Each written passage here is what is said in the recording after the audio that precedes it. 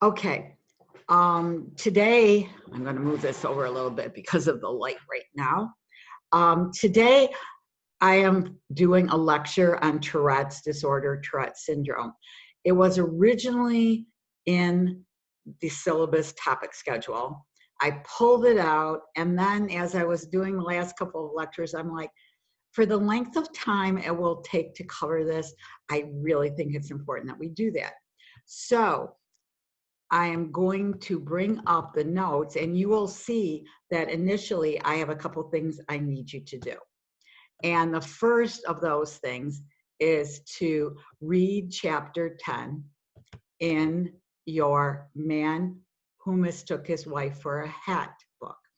This chapter is on witty Ticky Ray, just in case you have an older version. And then I have a link up here, and there's much longer YouTube videos that kind of feature the individuals in this short video. I chose this one because I thought it will give you the idea of what's going on, and you will be able to watch the whole thing. I think it's under 5 minutes. So please, please, please do that first before we start moving on. So turn me off for a second, read chapter 10, go to the YouTube video, and then we will come back and start our notes.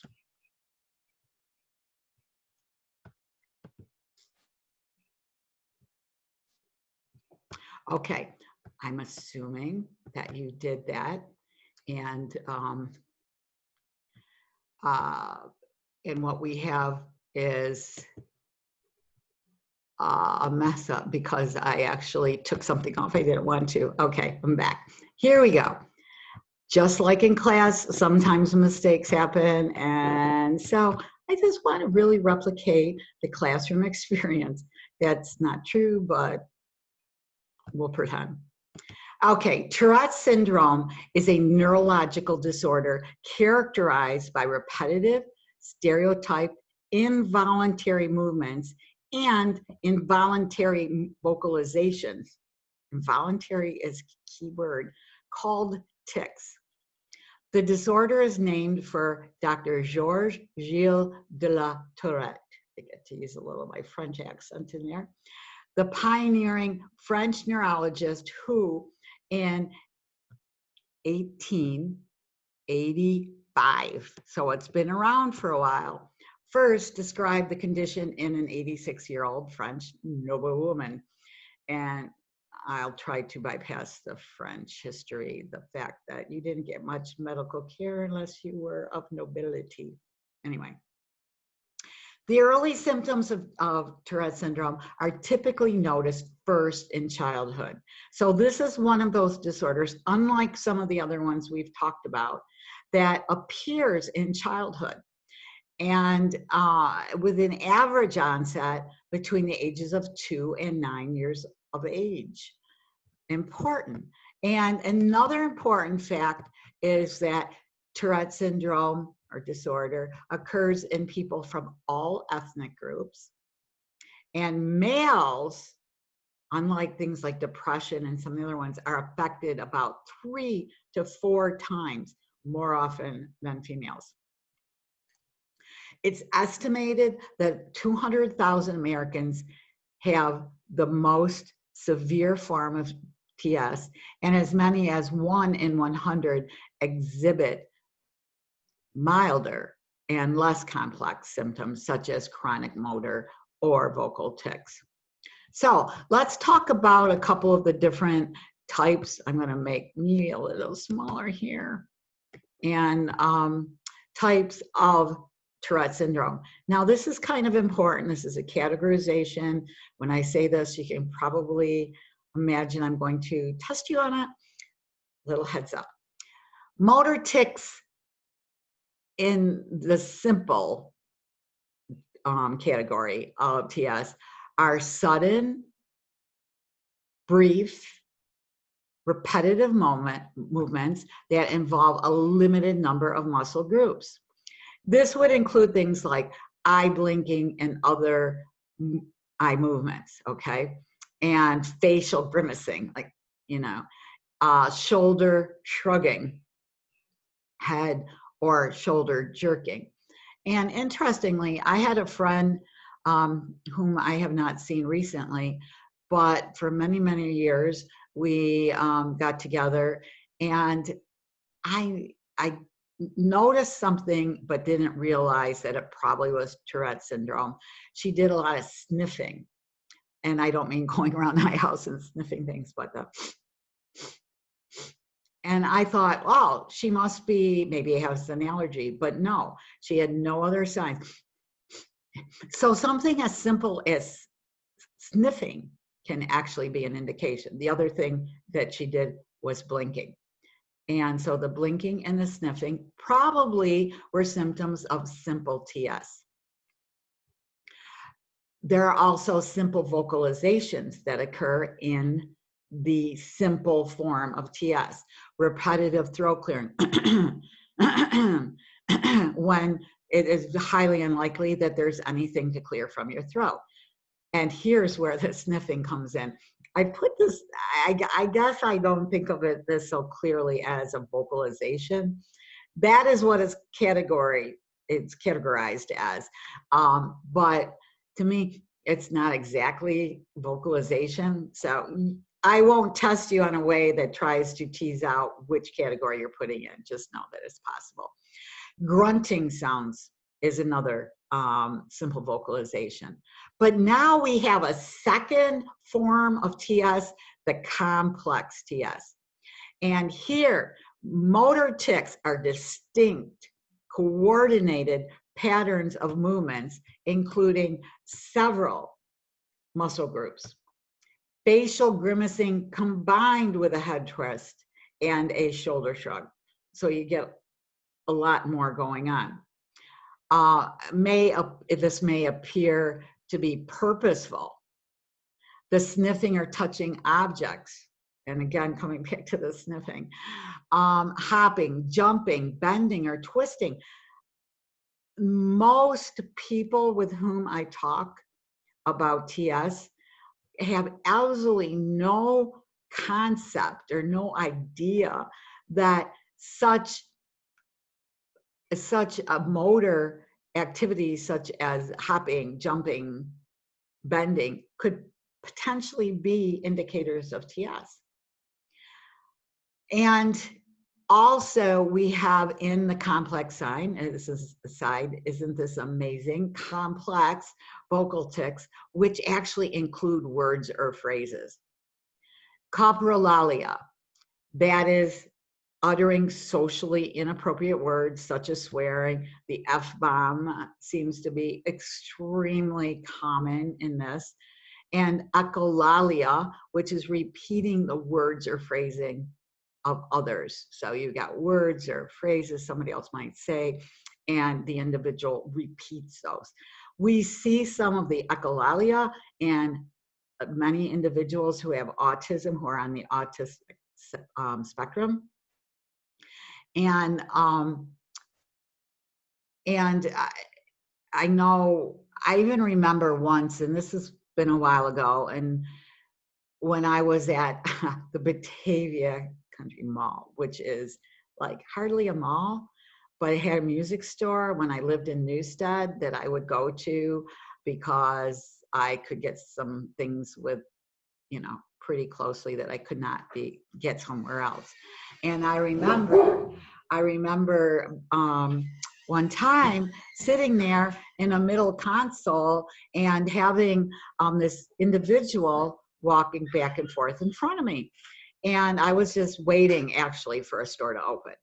And as I was there, this individual was walking by, and he was, I won't say the full blown thing because this is recorded. If I were in class, it might be different. F you, F you, F you, F you. And I'm sitting there going, oh my God, what have I done? I'm just sitting here. I'm being good. I'm not doing anything. I'm not talking to you. I'm not calling you a name, nothing. So I'm like, whoa, comes back the other way. Same thing. Like, what? And then later it dawned on me, Tourette syndrome. I was not actually the target of his vulgarity, if you will. And so this is one of the things that can happen. And if you watch that first video that I put up for you, you will see that in action. So important. So if you didn't watch it, go back and watch it, please. Perhaps the most dramatic and disabling tics include motor movements that result in self-harm, including things such as punching oneself in the face. You can easily imagine, not only would this be embarrassing, but secondly, it's painful. People don't do this on purpose.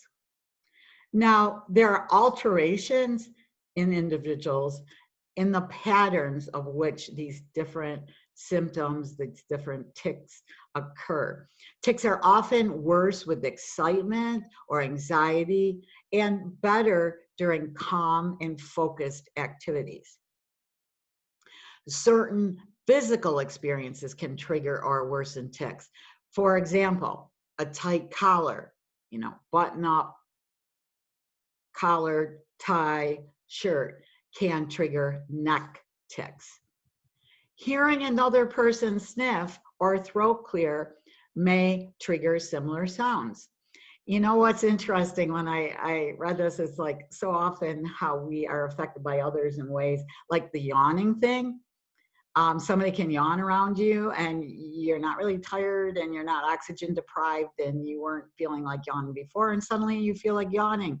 This actually happens in other primates. I've seen some very cool videos of gorillas looking at a little video of a human yawning. And before you know it, the gorilla is yawning. And then the throat clear. And it's very interesting how that can happen. But these things can trigger tics within the individual Tourette syndrome. Tics don't go away during sleep, but are often significantly diminished, in part because of a reduction in sensory intake. Now, one might wonder whether during REM sleep, when you have very active dreams, often lucid dreams, it's possible for a person to actually have an increase in the number of tics. However, people with Tourette syndrome often report a substantial buildup in tension when they try to suppress or their tics to the point where they feel that the tic must be expressed against their will. And that is because, as I said just before, I put in their notes just before this, people don't want to do this out in public. They try to suppress, they try to camouflage or manage their tics. But this buildup that occurs results finally in an explosion, if you will. And that is so difficult. And there's only so much you can camouflage. Like some of you know how I say, the wave, because you think you know the person coming or in the car that's coming towards you. And then as you get close, it's like, oh, don't know that person. I thought they did. Oh, I need to fix my hair right now. Oh, yes, I need to fix my hair right now. There's many other ways one can camouflage behavior, but if you have Tourette syndrome, some of these behaviors you can't camouflage, and others, after a while, you've got to release that tension. Here are a couple of videos. I didn't check them before this because I was in such a rush to get to this particular lecture. So if they're redundant or not available, skip it. There might be one that kind of reinforces or is a longer version of the very first link that I just added before doing this. So if it's not something that's useful, blow by it. Don't worry about it. You don't need to say, Dr. Putnam, this link doesn't work, which generally I want to hear about. I do. So just warning you, I was so frantic about getting this up for you this week that I did not check these. Okay, let's moving on to the real important stuff. How do you diagnose Tourette syndrome? Okay, one, the patient has to have had both motor and vocal tics for at least 1 year. There are no blood, laboratory, or imaging tests needed for diagnosis. In rare cases, there are some neuroimaging studies such as MRIs or CT scans, EEG studies, or certain blood tests that are more used to rule out other conditions that might be confused with Tourette syndrome when the history or clinical examination is atypical. It's not a clear-cut situation. Okay, now, causes of Tourette syndrome. First, no big surprise. I kind of alluded to some of this in the OCD lecture, and that's one of the reasons that I decided I really had to incorporate this disorder within this semester's topic schedule. There's evidence for genetic contributions, and it is highly an inherited disorder. Actually, early family studies suggested an autosomal dominant, a mode of influence. An autosomal dominant disorder is one in which only one copy of the defective gene inherited from one parent is necessary to produce the disorder, okay? More recent studies suggest that the pattern of inheritance is much more complex than that, and I would go with that one for what it's worth. Sometimes, and it's not because anybody's trying to fake anybody else out, but when you're really looking for some underlying causes and you have studies that initially kind of point to a direction, it's very exciting. And you're thinking, oh, maybe this is it, and then maybe we can intervene here, but it turns out not to be so simple. Neurological abnormalities. Let's take a look at this. You know I'm going to be interested in you knowing this. Abnormalities in certain brain regions, which include the basal ganglia, the frontal lobes, and cortex. All the circuits that interconnect these regions seem to be implicated, okay? And again, I put here research is ongoing, but it is believed that an abnormal metabolism of the neurotransmitters dopamine and serotonin are involved with this disorder. Think back to OCD. Another reasons that I wanted to make sure I covered this. And I toyed with the idea of putting this lecture up right after the OCD lecture and kept going back and forth. So here it is at this point anyway. Given the often complex presentation of TS, Tourette syndrome, the cause of the disorder is likely to be equally complex. And that should make sense. We looked at OCD and the complexity involved in that particular disorder. So it makes sense that TS would be also something that is not very simply understood or caused.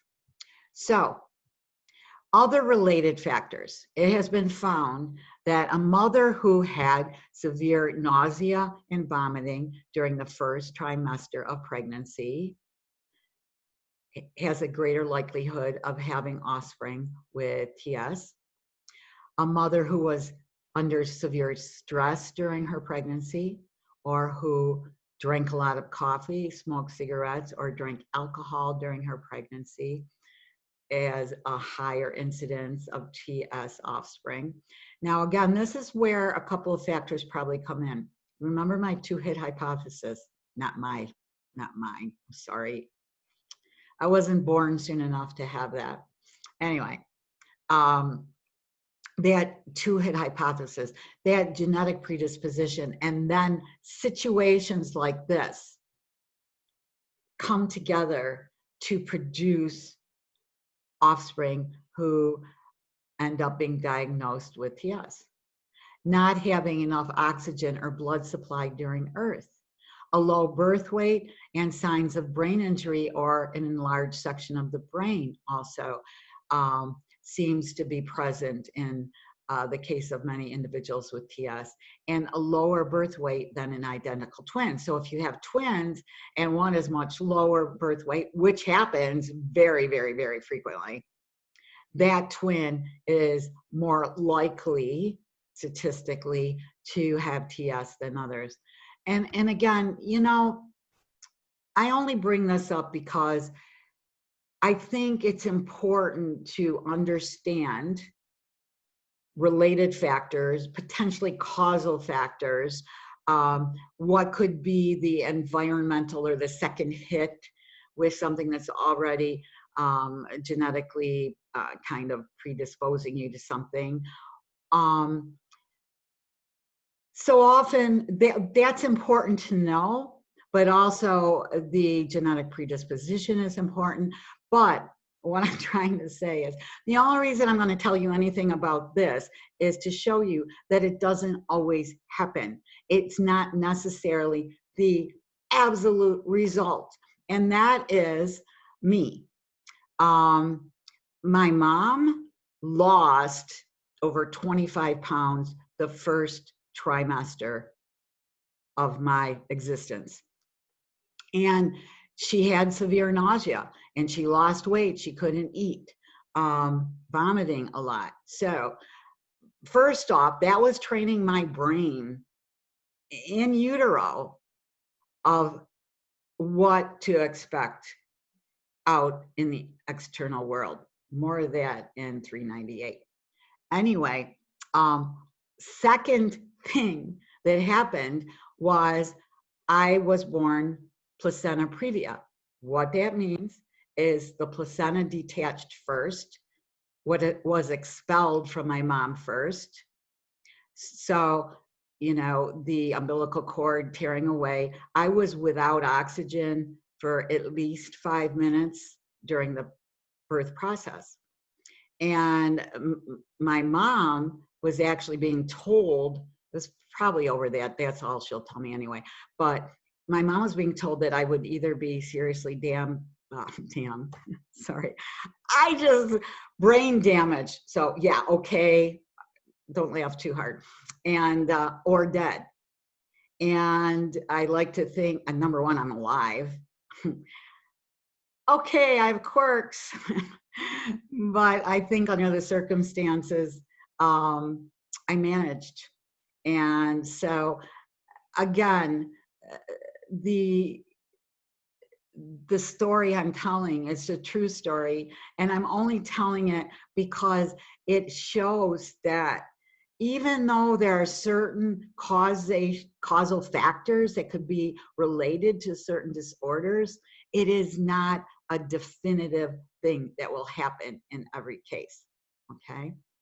All right, moving on. Other disorders that are associated with Tourette syndrome include ADHD, problems with reading, writing, and arithmetic, obsessive compulsive symptoms. And again, you can have little bits of these things happening and maybe not have a full-blown diagnostic in diagnostic criteria. You may not meet that diagnostic criteria. So here we go. We have TS. What can we do for treatment? Neuroleptics. Initially, haloperidol, Haldol, and Pimozide were used. Now that we have more selective, atypical neuroleptics, those are frequently used whenever possible. But the first ones were these. Alpha adrenergic agonists like clonidine and guanfacine. Stimulant medications such as methylphenidate and dextroamphetamine can actually lessen ADHD symptoms in people with TS without causing tics to become more severe. And in case you've never been exposed to the rationale for that, it is because it is thought that certain neuronal populations in the brain that are important for helping focus, they need to be active to help you focus and maintain attention, are underactive. If you give them dextroamphetamine, that can activate those particular neuronal populations so that they become active enough to help you focus. Serotonin reuptake inhibitors such as clonipramine, fluoxetine, and the other ones I have here have proven effective in some patients who have TS with OCD symptoms. And if you remember, back in the OCD lecture, I talked about that comorbidity and how some of the drugs may overlap. Behavioral treatments such as awareness training and competing response training, a couple of different things. I'm not going to take time into going into that right now. Perhaps you get that in one of your other courses in psych. That would be good, and like the behavioral intervention type of courses. And biofeedback, which is being utilized for treatment of several different disorders, and are sometimes very effective, other times they're not. So the last thing I'm going to ask for you to do is this.